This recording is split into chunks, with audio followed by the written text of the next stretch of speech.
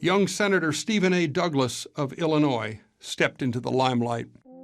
He believed that if Clay's proposals were introduced as separate bills, the compromise had a chance of passage.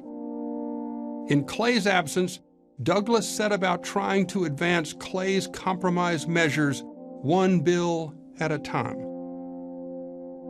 Miraculously, the Congress passed each one of the original Clay proposals as separate bills introduced by Senator Douglas in August and September 1850. Clay came back to Washington, D.C. to see his last and most impressive compromise enacted by Congress. War had been avoided for the time being. Finally, on June 29, 1852, Clay died in Washington, D.C. Clay's remains were returned to Kentucky, first to Louisville, and finally to his home in Lexington.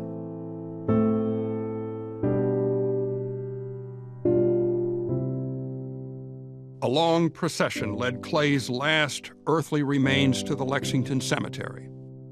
There, they were finally buried.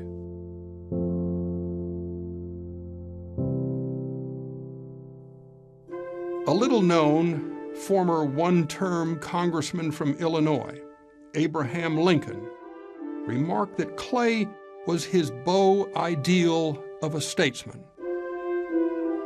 A native Kentuckian, Lincoln would be elected as a Republican President of the United States in November 1860. Lincoln had been publicly critical of slavery, and he was supported by outspoken abolitionists like William Seward of New York, Salmon P. Chase of Ohio, and other Republicans who were quickly elevated to cabinet positions. Fearful of the policies of the incoming Lincoln administration, South Carolina finally rescinded its ratification of the Constitution and seceded from the Union in December 1860.